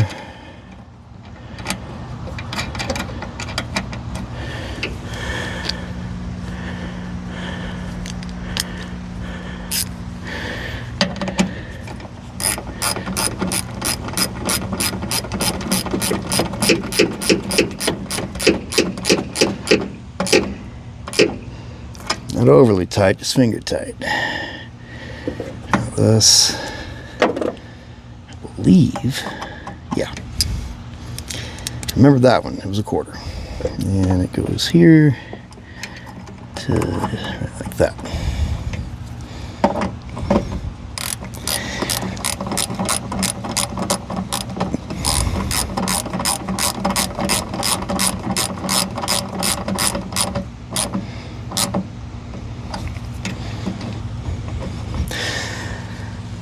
I'm going to come back later and try to fix some of the exposed wire I see.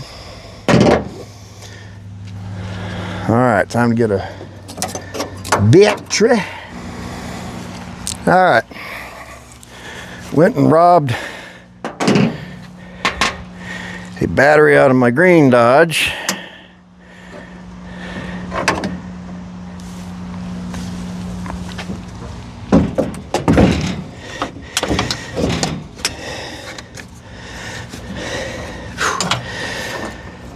All right, let's see what we get.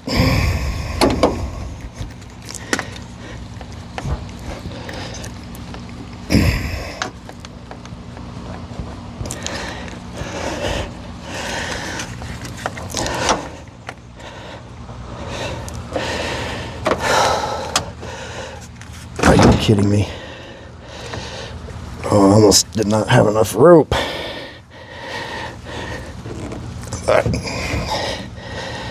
I will make that work if I have to. Oh yeah, we got enough rope.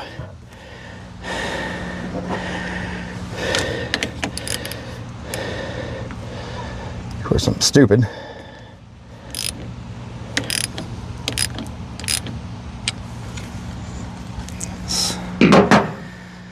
All right, keys. We got dome light. All right. Key in. Let's see what happens. Nothing. Hold on. Nothing. What in the world is going on? Perhaps we got a bad starter solenoid. That is possible.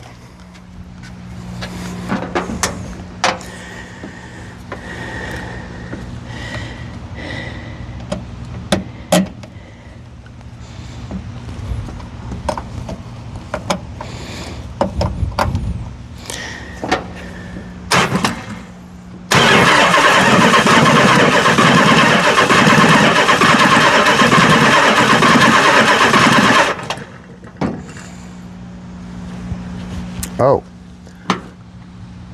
Oh, what we got here?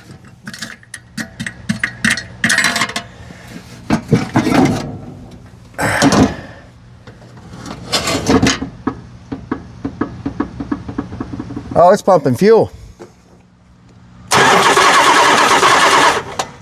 The fuel pump works. And what's coming out of there is pure, oh, I gotta show you this. Oh my God.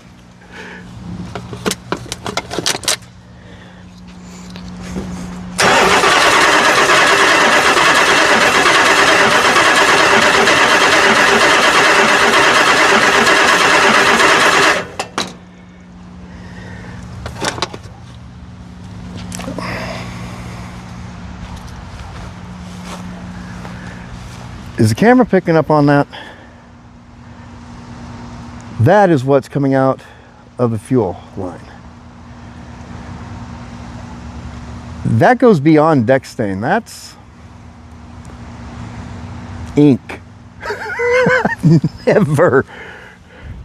I mean, it.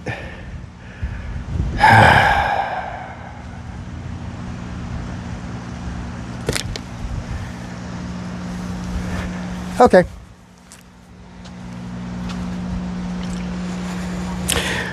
Well, we're going to be putting a gas tank in the car.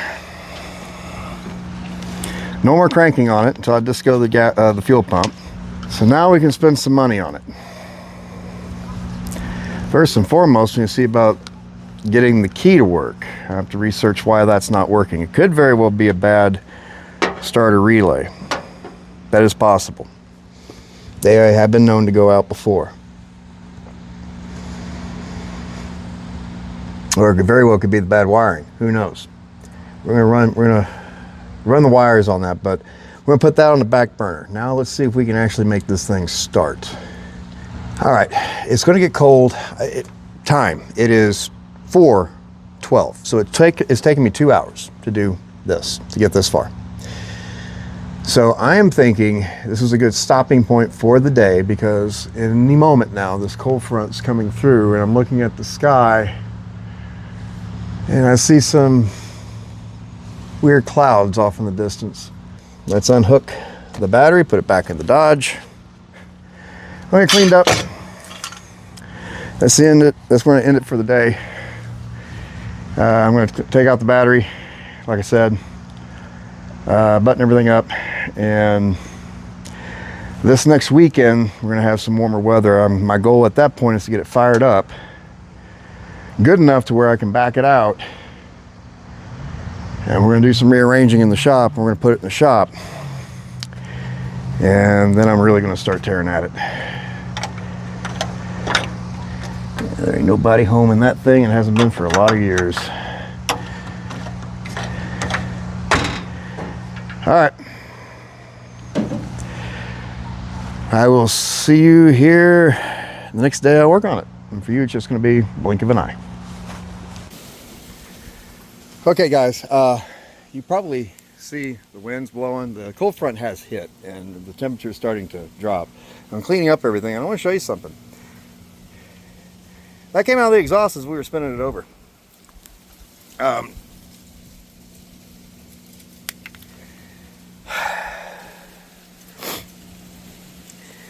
I may have to drop the exhaust anyway. Maybe. We'll soon see. But all that came out of the tailpipe. And that was just by, like I said, spinning it over. Exciting times. Good morning. And it's still actually morning. It's been about 4 or 5 days. The weather here was a little bit chilly, too cold to be working on outside in my opinion. So I spent the last several days editing the unicorn video that you'll be seeing here very shortly. But today we're back on the 68 Chrysler. Now that we know the motor spins over, we're going to go ahead and see if we can go ahead and make noise. So it needs complete tune-up parts. That's going to be cap, rotor, all that good stuff. Let me show you what we're going to be doing to it. I got a list of parts, or I got a stack of parts on the back end of the car, and let me show you what we're going to be doing to it today. Okay, so we're going to be putting a new ECU on it. Now, this car originally did not come with this. Somebody added one of these to it to convert it to electronic ignition. We're going to try to keep it that way, only because of the reliability on it. If this does not work, I'm going to throw points back in it. But since it's already set up that way, we're going to go ahead and go that route. This is the new wiring pigtail harness, because the one that I took off the car is so badly chewed up. These things are $24 from Rock Auto. Why not? Now, I ohmed out the coil on it. The coil was bad, so we're going to go ahead and put a brand new coil on it. This one I tested in the box. It is actually good. We got an El Cheapo cap. It is actually blue in color. I thought I was buying a Blue Streak, which are made in the United States, but this one is not. It's made in China. But again, I got this from Rock Auto. Sure. Will it make the car make noise? Sure. Got a new rotor cap, or a rotor button, excuse me. This one's actually made in the United States. Again, from Rock Auto. And we got a set of El Cheapo wires with the 90-degree boots, I believe. Yes, these have the 90-degree boots on them. That's the ends that go into the cap, but they do have the 90 degrees that go on the engine, which on this car you need that. So that's what we're going to be doing to it today. So let's go ahead and open up the toolbox, my little Pittsburgh toolbox there, and pop the hood and let's get to work. I lubed down the release on this hood. Let's see if it pops any better. Oh, much better. You put some lube on that release cable too. All right. Where is it? There it is. All right. Now this car is going to need more than what I just showed you. That's just all the stuff to make it make noise. I got to remember step one. Well, I'll never see that again. I got to remember step one. We need to disconnect the fuel line from the fuel pump. Well, let me get you guys in here. Let me show you what we're going to be doing, and we'll go from there. Okay, guys. So what we're going to be doing at this point is we're going to go ahead and remove this box. I know it is bad. I don't know if the camera will pick it up, but it's actually melted and it has a bunch of ooze coming down here. I'll show you that in a minute as soon as I get it off. But it's two flathead screws with a 3/8 head on it. I'm just going to go ahead and use a 3/8 ratchet, or a 3/8 socket on a 1/4 inch ratchet to get it off.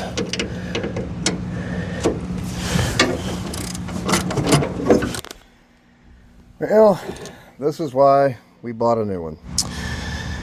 Okay, so we got the old one off. I cleaned up the ecosystems and everything, so we're just going to go ahead and mount the other one right here.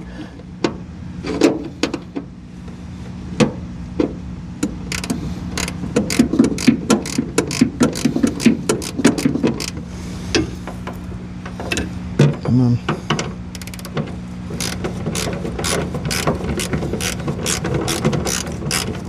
Now, let's go on ahead and install our pigtail. Okay, guys, I'm just going to show you real quick the wiring schematics and whatnot on this little kit that I bought. I thought I bought it from Rock Auto. I did not. I bought it from Summit Racing in Arlington, Texas. That's the part number SUM 851010. It does come with its wiring diagram and instructions. Let me show you that real quick. So it's a pretty simple setup. You have the ECU itself, which is that blue box. It grounds to the car.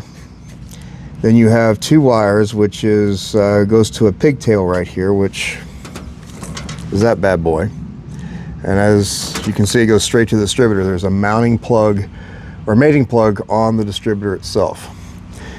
So that's easy. Then you only have to worry about three other wires. You have a green wire, which according to this is not used, which is this bad boy right here. So what I'm probably going to end up doing, I'm going to leave it loose for now, and if the car starts or makes noise, I'm going to just go cut it off and put tape on it, call it a day. Then you have a black wire, which on this is not really black. It's, if the camera's going to pick up on it, it's black with a green stripe. But that goes to the negative side of the coil, which is right there. We're going to leave that loose because I have to replace the coil. And then you have your blue wire, which goes to your ballast resistor, which on this car is on the driver's side fender right there. And that guy looks like it's blue with a light green stripe. And that's pretty much it, and the rest of it is how the ballast resistor wires up to the coil and so on and so forth. So we're going to hold on to that for right now because I'm going to reference that in a minute. And the kit also comes with the accessory stuff. So you have a long screw because the plug, and maybe the camera's going to pick up on it, but if it will focus,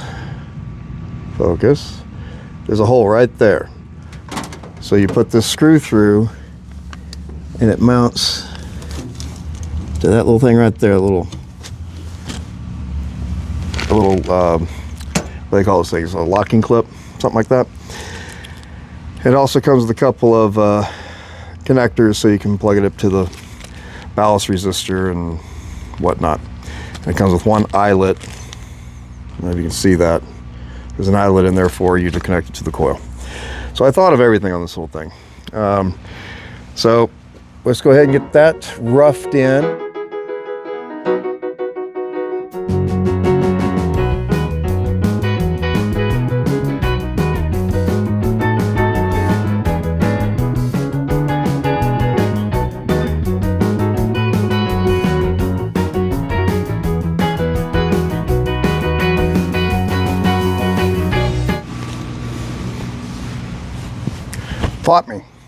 Fought me hard.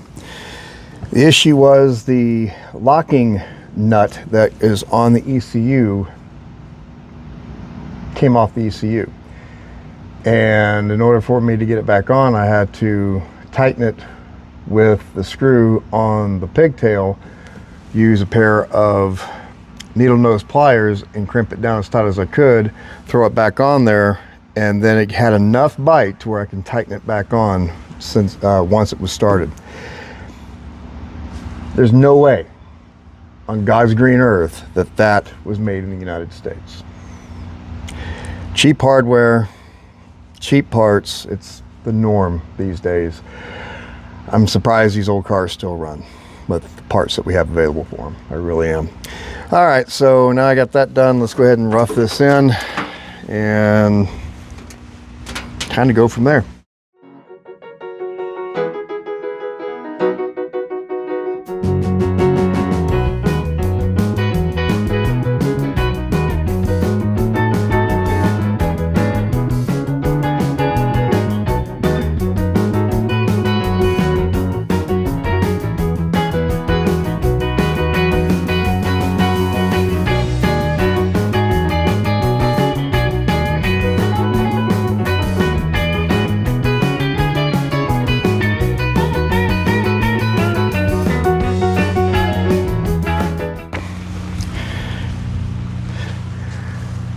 Okay guys, what I have done is I went ahead and disconnected the coil, took the rotor cap off, or the distributor cap off, did all that so we can go ahead and start wiring up the distributor and get the coil wired in the way it needs to be. If you're working on any old car, unless you know these things inside and out, I highly recommend you getting a shop service manual for your car. I'm not talking about one from Chilton or anything like that. I'm talking about, especially these older cars, all the big three, Ford, Chevrolet, Mopar, especially in the 60s and 70s, they manufactured their own shop manual. These things go for reprints, brand new, for about $100. I didn't pay $100 for it. I found this one on eBay. Perfectly good condition. It's used.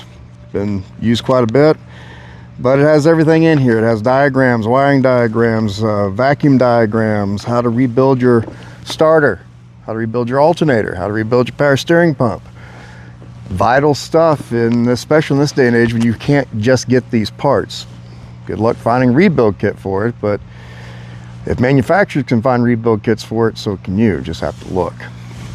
All right, so what we're going to do is I'm just going to double check my wiring here in just a little bit.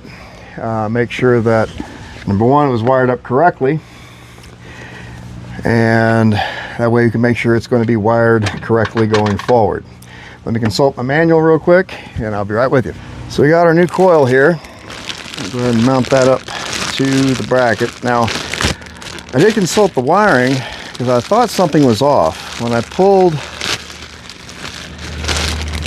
this big blue wire off the old coil is going to the negative side of the coil. That's wrong. It should have gone to the positive side. Now, I have no idea if someone was monkeying with this after it had been parked and they were just robbing parts or swapping parts on it for whatever reason, and they just said, ah, that's good enough, and just hooked it on there to hook it on there. Or is that one of the reasons why the car was parked up, because someone didn't know what they were doing? Who knows? But at the end of the day, we're gonna make it right. Now, what did I do? There it is. So we are going to want, let's go ahead and mount it up like that. I just gotta go like that. And I want to make sure we're not impeding anything. So yeah, we're gonna lock her down right about there. Looks good.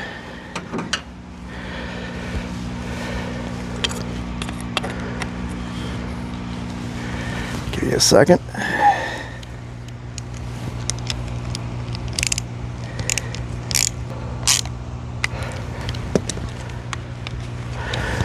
Alrighty. That's fairly tight.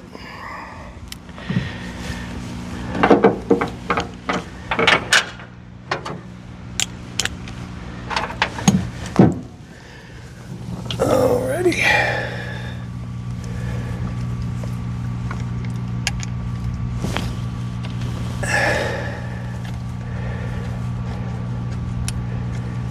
While we're here idling, let me just go ahead and say, if you like the content I'm doing, please hit that like button, hit subscribe. It helps me out, because I quit my job, my day job, what I used to do for a living, back in August. I'm doing this now full time, and it's just going to be a little ways before I can, build enough fan base and get enough watch time before I could be what is called monetized, because that's my goal here. And once I'm monetized, I can get you more content, and then we can do things on a regular, and maybe I can get some merch together. But that's the ultimate goal here, guys. And I hope you like my content. Hope you like what you see.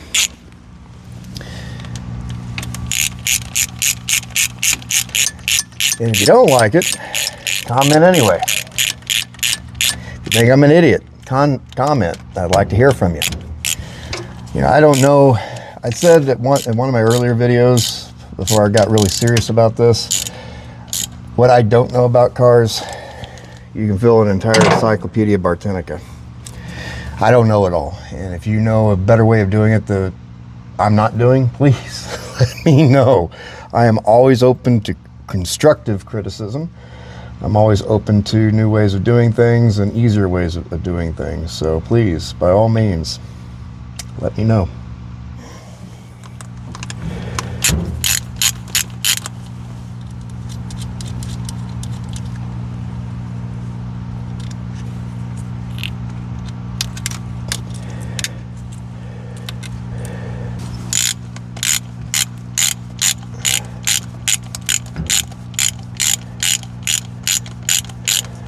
On something like this, I just get it snug. You want to over tighten that stuff. If you're anything like me, sometimes you don't know your own strength.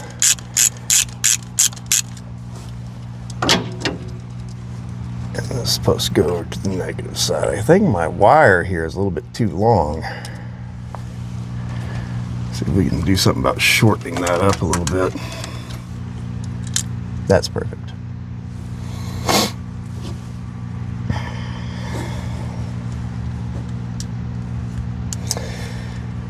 Yep. And I did the connectors at the this eyelet that came with the wiring harness over here. It actually has a heat shrink, so I used my heat gun to shrink that up, and I had to use a set.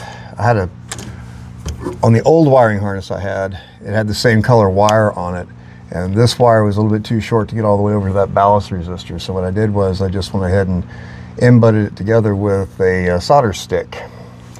And that's basically like a regular butt-in connector, but it's heat shrinked, and inside that heat shrink is solder.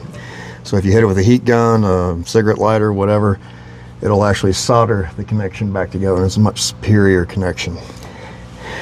All right, so we got our coil in. Yeah, we're gonna be good. I got our coil in. Let's now put in our rotor. These things only go in one way. Kind of like that. Our distributor cap. Now, these things have a notch out of it. Now, on this one I noticed someone marked it. 1, 2, 7, 5. That's supposed to be a 6, 3, 4, 8. And the firing order on this is all, you know, is 1-843-6572.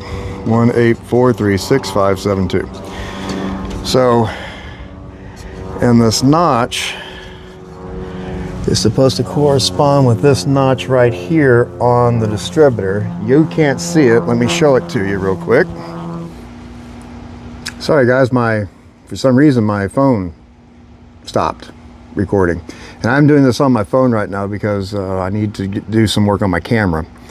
But anyway, I got it in. The the rotor was not pressed in all the way, so I had a hard time getting it in. But you get the general premise. I need to find top dead center so I know where that is. I may need to pop this back off, actually. Let's go ahead and do that.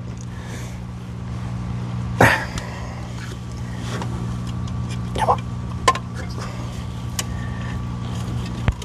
Let's go ahead and put that back over here, because we need to bump the motor to top dead center, and so I know where to start, where my number one's supposed to be, because this may not actually be right. We're assuming it's right if that was put in correctly, but do we really know? I'm not going to go by a number on a Chinese cap. I'm just not doing it. So let's get a battery, put back in it. Let's get my little starter switch, and let's start bumping a motor. I got number one spark plug out, and it does not match all the others. I just noticed that. This one matches. I cleaned it up, and this one is actually very rich and is moist on the inside. It was not last time, so that hole right there is going to be a burner. So we're going to put this one back in when the time comes. So I got my ignition switch hooked up. By the way, the key does not work for some reason. So if I can get my hand over the hole, it's a weird angle. Where is it? There's a hole. Let me see if we can bump it over. There we go. Good compression. Well, let's see if we can look on the crank. Do we see timing? Oh my God, I can't see anything on that.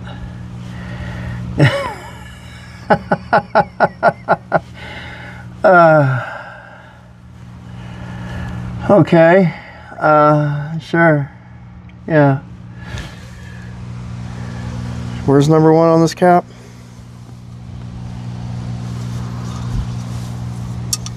Yeah, that is not number one. There's a timing mark, and it looks like, oh my, I don't know if it's, well, it's within 10 degrees of being right.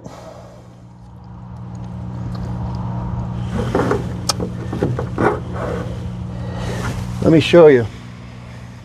I don't think it's that far off, guys.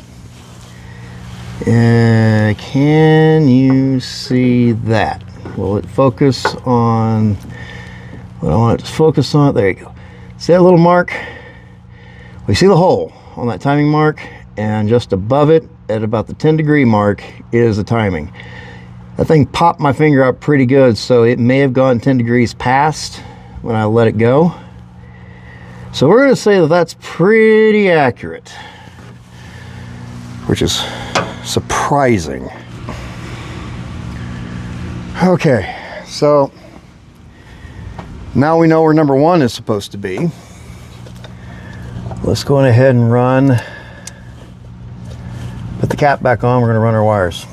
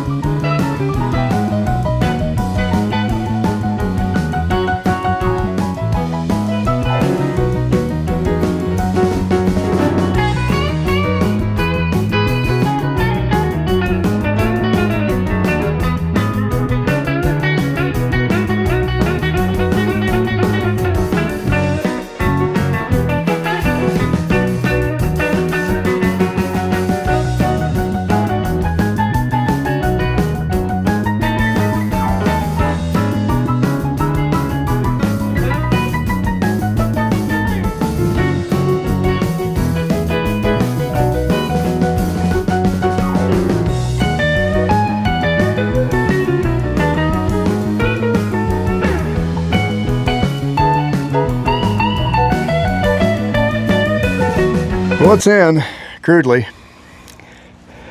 Now, in theory, it should have spark to run now. In theory. So, the key doesn't work. So, I think if we can turn it to the accessory position, we'll spin it over and see if we have spark. Well, guys, I kind of goofed. No gas. So I'm gonna hop in the truck real quick, run up to the corner station, get me some fuel, and I'll be right back. Okay guys, went on ahead and went to the gas station. We got a little bit of fuel in a water bottle, drilled a hole in it. Let's go ahead and see if we can fill the bowl on this thing. That's way too much. What does Derek say? Perfect. Get in here, turn the key on. By the way, the radio works. Discovered that right before I left. Let's see what we get. Why we no starty? Oh, that would be why. Ready?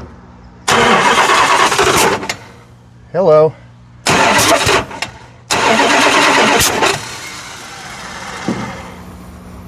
Okay. Do I have my firing order wrong? Let's evaluate. Well, I can tell you this much, we got spark. We got spark. So why aren't you running? Why are you blowing back through the carburetor?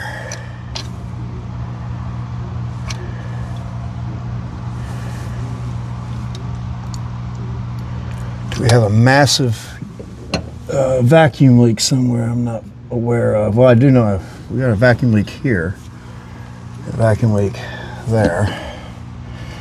That could cause a problem. Let me get some caps, go from there. Oh, we got a massive vacuum leak right there, I see. Okay, let me plug up some of these vacuum leaks first. Give me a minute. Went ahead and plugged up a few of the vacuum leaks that I can see. Let's see what else it does. Still backfiring.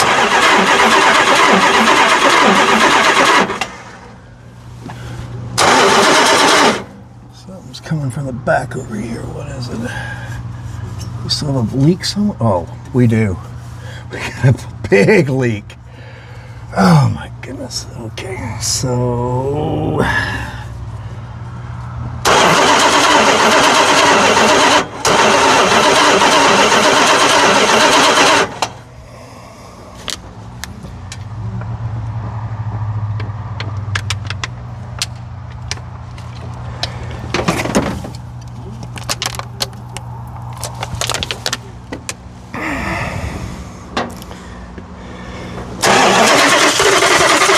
oops, let's pull this. Here's this leak. I got one major leak off one of the, you know what? Can I just pull it off?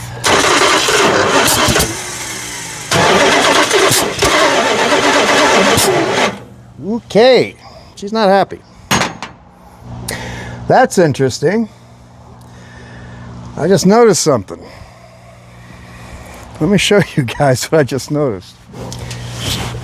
Those idle mixture screws are backed all the way out.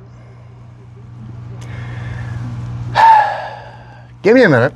I got some adjusting. I'm quickly losing daylight, and when you try to crank this thing, I want to show you what I'm looking at here. As soon as I find my switch, here we go. Watch.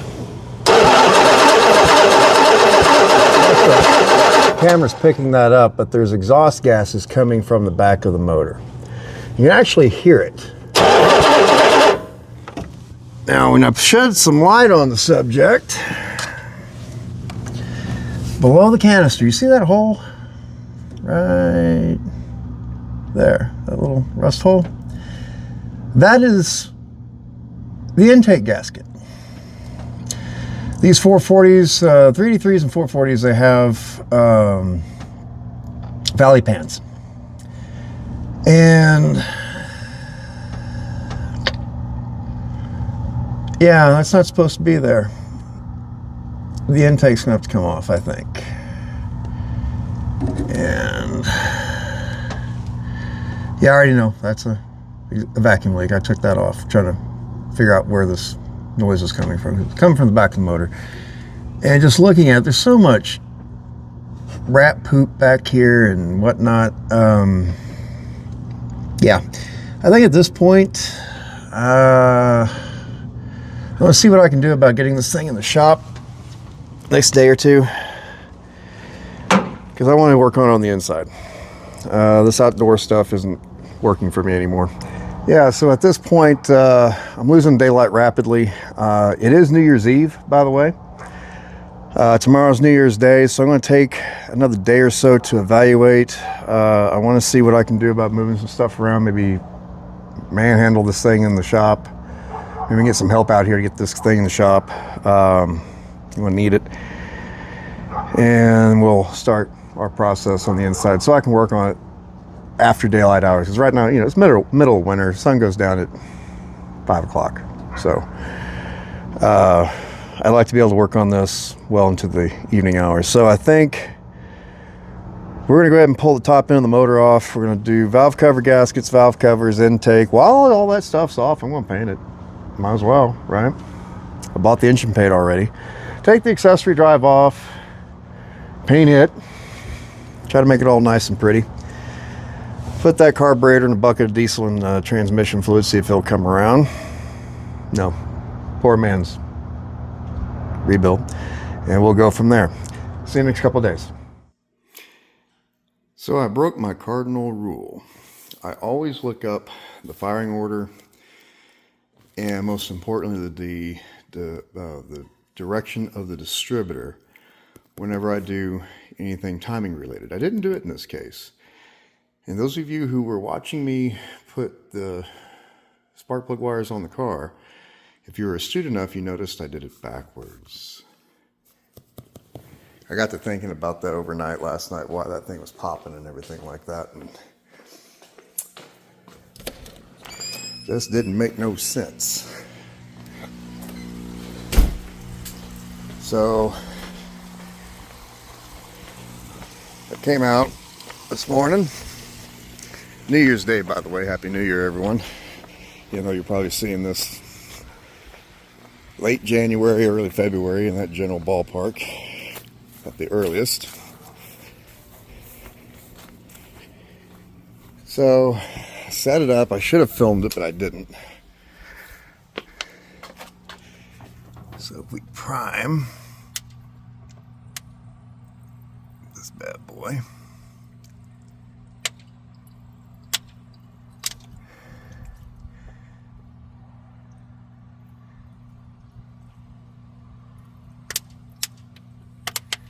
Send down the carb. Key's already hot.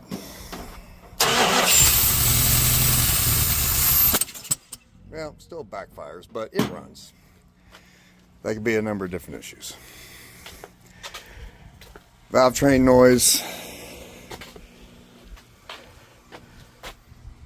Yeah, maybe a little bit of packed exhaust, not too bad.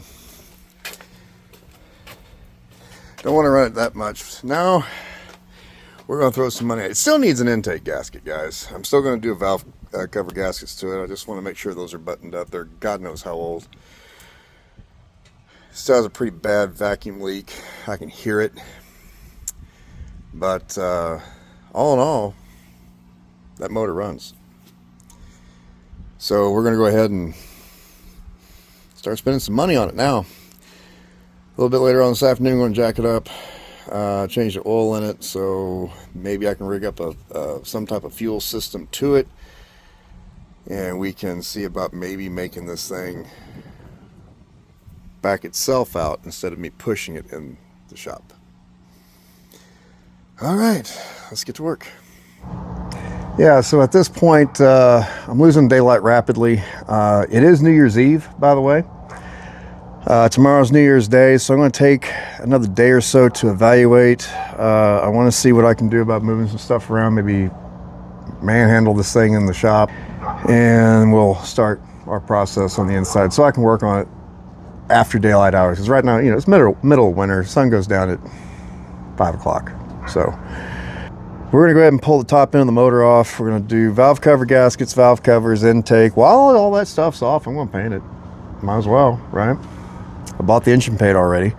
Take the accessory drive off, paint it, try to make it all nice and pretty. Put that carburetor in a bucket of diesel and transmission fluid, see if it'll come around. No, poor man's rebuild. And we'll go from there. See you next couple of days. And this is the end of part one. A couple of days later, I had a good friend help me get the Imperial into the shop. Please stay tuned to part two and see how this quick and easy project turned into a 4-month ordeal. Also, if you like what I do, please like, subscribe, share, and hype. Thanks for watching. Part 2 preview.